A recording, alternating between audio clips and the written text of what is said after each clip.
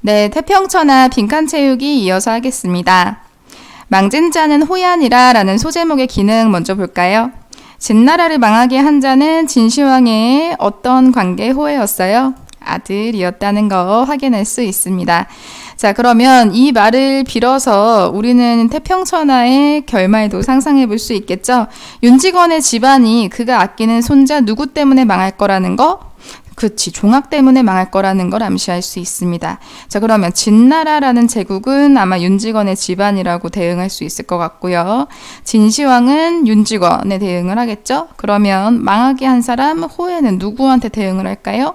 그래요, 종악이라는 사람이랑 대응을 한다라고 보면 되겠습니다. 자, 인물의 성격도 보겠습니다. 자, 먼저 윤직원 영감이에요. 완고하고 독선적인 성격으로 지주이면서 고리대금업자죠. 조국이 식민지가 된 현실을 긍정적으로 여겼습니다. 네 글자로 한번 만들어 볼까요? 그래, 태평천하로 여겼고요. 이러한 역사 의식은 좋은 거라고 했어? 왜곡된 거라고 했어? 왜곡되었다라는 거 확인할 수 있습니다. 왜냐? 긍정적인 인물이 아니라 부정적인 인물이기 때문에 독자로 하여금 비판적인 의식을 갖게 하는 거죠.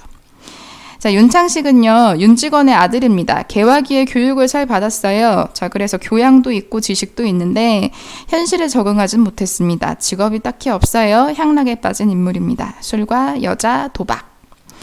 자, 윤창식의 아들들 윤종수와 윤종학도 볼까요? 첫째 아들인 윤종수는요, 윤직원에게는 첫째 손자겠죠? 어떤 기대를 품고 있어요? 군수가 되었으면 좋겠어요. 그런데 정신 차리라는 훈계를 여러 번 했지만 방탕한 생활을 합니다. 자, 그래서 윤창식도 그렇고 윤종수도 그렇고 믿을 만한 놈은 누구예요? 윤종학이었죠. 윤창식의 차남, 즉 둘째 손자인데요. 어떤 게 됐으면 좋겠다라는 기대가 있었어요. 경찰서장이 됐으면 좋겠다라는 기대가 있었습니다. 그런데 이 기대를 배반했죠. 전보로서 그 행적을 알려왔어요. 동경 유학 중에 무슨 운동했어요? 사회주의 운동하다가 잡혔습니다. 집안에 무엇을 촉진하게 될까요? 몰락을 촉진하게 되는 인물이다라는 거 확인해주면 되겠습니다. 자, 윤직원의 현실인식에 대한 작가의 태도도 같이 볼까요? 윤직원은 빈부 차이를 없애자는 이주의자들을 나쁘게 봤죠? 사회주의자들 너무 싫어했어요. 자, 그래서 부자의 재산을 도적질하는 그 구한말의 불안당패와 같다고 생각을 했습니다. 자, 그래서 사회주의자들 못된 놈, 불안당패 못된 놈 대신에 좋은 놈은 일본이라고 생각을 했죠. 자신의 재산을 지켜주는 일제강점기를 뭐라고 인식했어요? 네 글자? 태평천하라고 인식을 했습니다. 자, 우리는 이렇게 작가가 부조리한 윤리의식을 가지고 있는 부정적인 인물 윤직원을 주인공으로 일부러 내세운 걸 알고 있어요. 왜 이렇게 내세웠겠어요? 비판하려고 내세웠던 거지. 자, 이렇게 윤직원은 어떤 계층으로 대표가 되냐면 근대적인 정신을 망각했던 지주계급이라고 볼 수가 있습니다. 자, 그래서 일본에 빌어먹으면서 빌붙어서 살았죠. 그래서 왜곡되게 식민지 현실을 보고 있었어요. 그래서 이러한 부정적인 인물도 풍자하고요. 이런 왜곡된 인물이 승승장구하는 식민지 현실, 일제강점기도 풍자하고 있습니다. 자, 그리고 작품의 판소리적 특징 같이 볼까요? 아주 중요해요. 태평천하의 서술자가 특히나 판소리적 특성을 잘 살려서 풍자 효과를 2배나 거듭 높였습니다. 자, 첫 번째예요. 입니다. 시계 반말이었어? 경어체였어? 경어체 문장을 사용하고요. 또 겠다요라고 하는 판소리적인 경박한 어투, 우아한 어투, 경박한 어투를 빌려서 사건을 진술하는 자로서의 역할에 머무는 게 아니라 사건을 요약하고 평가했죠. 그래서 얘 어땠어요? 쟤 어땠어요? 라고 하는 식으로 독자에게 일러바치는 형식을 취했습니다. 이런 형식을 위해서 작품 인물을 마음껏 조롱할 수 있었던 거죠. 자, 그래서 이렇게 태평천하의 서술자가 숨어있는 것이 아니라 작품 속에 간혹가다 등장해서 자신의 목소리를 내고 있죠. 평가하는 목소리, 품하는 목소리 내고 있어요. 이런 것들은 판소리의 전통, 우리나라 전통 문학인 판소리의 전통을 이어받은 것으로 서술자는 판소리의 창자와 같은 역할을 한다라고 생각해주면 되겠습니다. 네, 그리고요. 이제 학습활동 풀어볼게요. 자, 윤직원 영감의 생각과 태도를 정리해 볼 건데요. 아들에게 있어서는 어떤 생각을 가지고 있냐면 돈이 필요할 때만 나를 찾아온다. 쓸모없다. 못마땅하다 라고 생각을 하고요. 큰 손자는 방탕하다고 생각해. 그래서 성공할 가능성이 낮다고 보고 계속 종수와 종아기를 비교하고 있었죠. 정신 차리라고 훈계하면서 당부하고 있습니다. 믿업지 않아요. 자, 다만 믿을 사람은 얘 하나라고 생각했어요. 종아기. 자, 전보를 받기 전에는 무엇을 일으킬 인물이라고 굳게 믿었어요. 집안을 일으킬 것이다. 무엇이 되어서? 경찰서장이 되어서. 이렇게 전폭적인 절대적인 신뢰를 보내줬었는데 전보를 받자마자 사회주의에 참여했다는 소식을 듣고 아주 그냥 뒷목이 뻐근해졌습니다. 태평한 세상에서 쓸데없는 일에 참여해서 집안을 망하게 하는 몹쓸 인간으로 여겨가지고 착착 깎아 죽일 놈 이라는 식으로 저주했죠. 그래서 이렇게 전보 수령 후, 전보 수령 전 종학에 대한 태도가 바뀌었다는 거 확인할 수 있습니다. 자, 아까도 봤지만 망진 자는 호얀이라라는 소제목의 기능 같이 다시 한번 보도록 할게요. 진나라를 망하게 한 것은 외부의 적이 아니라 믿고 있었던 내부의 사람, 즉 진시황의 아들인 호해라는 의미입니다. 이거를 태평천하라는 작품에 대응을 해본다면 윤직원 영감의 집안을 망하게 한 사람이 그가 가장 믿고 아꼈던 작은 손자였다라는 말이 되겠지. 누구예요? 종학이다 라는 거 알고 있으면 되겠습니다. 자, 윤직원 영감의 성격과 현실인식 정리해보고요. 작가가 왜 이런 인물을 형상화했는지 한번 추론해 보도록 하겠습니다. 성격은 어떠냐면 자기만 빼놓고 세상이 다 망하라는 이야기를 할 만큼 극도로 누구밖에 몰라요? 나밖에 몰라요. 이기적인 인물이라는 거 확인할 수 있습니다. 현실인식 볼까요? 일제에 의해서 지금 국권을 빼앗겼죠. 일제강점기예요. 그런데 이런 세상을 어떤 세상으로 평가했어요? 태평한 세상, 태평천하라고 평가를 하고 있습니다. 현실인식이 제대로 됐다고 아니면 왜곡됐다고? 왜곡됐다라는 거 보여줄 수 있죠. 그래서 부정적인 인물이라는 건데 자, 인물 형상화 의도 한번 추론해 볼게요. 부정적인 인물을 제시를 한 거죠, 일부러. 그래서 당시 우리 민족의 역사적 현실에 무관심했던 인물을 보여주는 거예요. 대신 민족적인 현실 말고 무엇만이 가장 중요했어요? 나, 우리 가족, 이렇게 개인의 안락만을 위해서 일본의 빌부터 살았습니다. 자, 이들을 비판하고자 이런 윤직원 영감을 보여주고 있는 거죠. 자, 인물도 비판하지만요. 지금 식민지, 사회도 같이 비판하고 있어요. 왜냐? 이런 부정적인 인물이 편하게 떵떵거리면서 살 수 있었던 시절이 바로 일제강점기였기 때문이죠.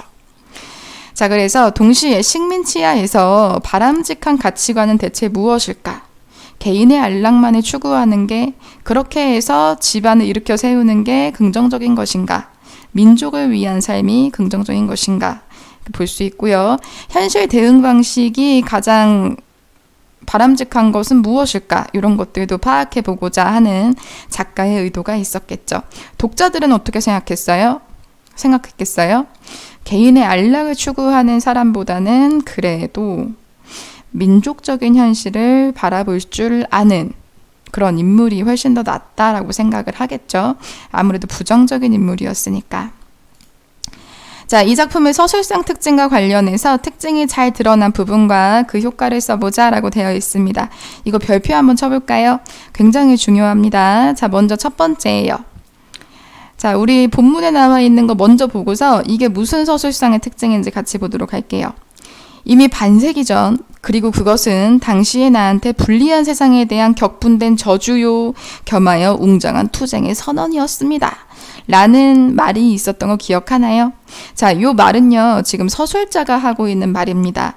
자, 지금 구한말에 아버지가 화적패의 손에 맞아 죽고, 그때 윤직원 영감이 하늘을 향해 부르짖었던 그 울부짖음.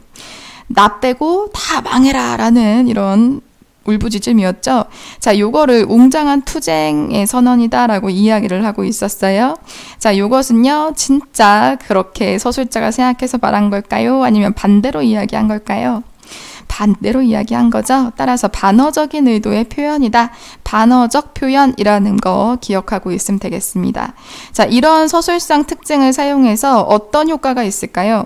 자, 겉으로는 지금 중심 인물을 치켜 세우는 것 같죠? 치켜 세우는 것 같아요. 하지만 실제로는 낮잡아 봅니다. 격하시키는 반어적인 표현이다. 그래서 무엇을 드러내는 거야? 인물의 추악함, 이기적임 이런 것들을 드러낸다라고 볼 수 있습니다.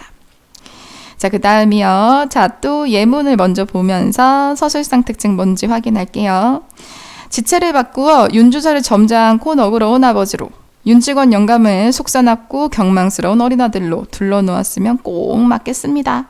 자, 지금 인물에 대해서 평가하고 있죠. 윤주사는 아빠 같고 윤직원은 오히려 어린아들 같다. 그만큼 경망스럽더라 라는 평가를 내놓고 있습니다. 서술자가 갑툭 튀했어요. 그러면서 인물에 대한 평가 내려주고 있습니다. 자, 또 볼까요? 진나라를 망할 자 호라는 예언을 듣고서 변방을 막으려 만리장성을 쌓던 진시황, 그는 진나라를 망한 자 호가 아니요 그의 자식 호의 힘을 눈으로 보지 못하고 죽었으니 오히려 행복이라 하겠습니다. 자, 소제목에 대한 의미를 서술해 주는가 싶더니만 오히려 진시황이 행복한 팔자다라고 함으로써 지금 윤직원 영감의 팔자를 지금 또 비꼬고 격하시키고 있다는 거 확인할 수 있습니다. 이거 다 누구의 말이라고요? 서술자의 말이라고요. 자, 그래서 윤직원 영감의 팔자나 윤직원 영감의 운명을 지금 평가해주고 있는 거죠. 자, 이렇게 서술자가 작품 내부에 등장하면서 인물과 사건을 평가하는 것 우리 뭐라고 할까요? 편집자적 논평이라고 이야기할 수 있고요. 다른 말로는 서술자의 개입이라고 말할 수 있습니다. 어떤 효과가 있을까요? 인물과 사건에 대한 서술자의 판단을 제시하는 거야. 그래서 인물의 부정적인 측면을 부각할 수 있습니다. 자, 이렇게 되니까 서술자랑 누구랑 짝짝꿍 한 편이 될 수 있는 거, 독자와 한 편이 될 수 있는 거. 대신에 서술자와 인물은 비판적인 그 시선을 유지하고 있기 때문에 서술자와 인물의 거리는 멀고 서술자와 독자와의 관계의 그 거리는 짧다라는 거 알고 있으면 되겠습니다. 자, 또 볼까요? 착착 깎어 주길론. 그놈을 내가 핀지히어서 100년 진역을 살리라고 할걸. 100년 진역 살리라고 할티어 라는 말이 나와 있습니다. 자, 지금 이거 우아한 표준말이라고 했어요? 아니면 비속어라고 했어요? 비속어라고 하고요. 진역이라는 말도 한번 봐주세요. 이거 표준어예요? 아니면 방언이에요? 방언이라는 거 확인할 수 있습니다.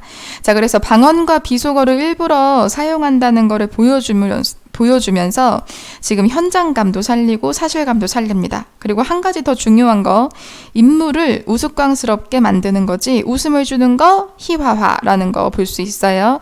이거 다 인물을 조롱하기 위해서, 인물을 비판하기 위해서, 그리고 독자에게는 웃음을 주기 위해서 사용하는 방법입니다. 따라서 반어적 표현, 편집자적 논평, 방언과 비속어의 사용, 이거 다 인물과 사회를 풍자하기 위한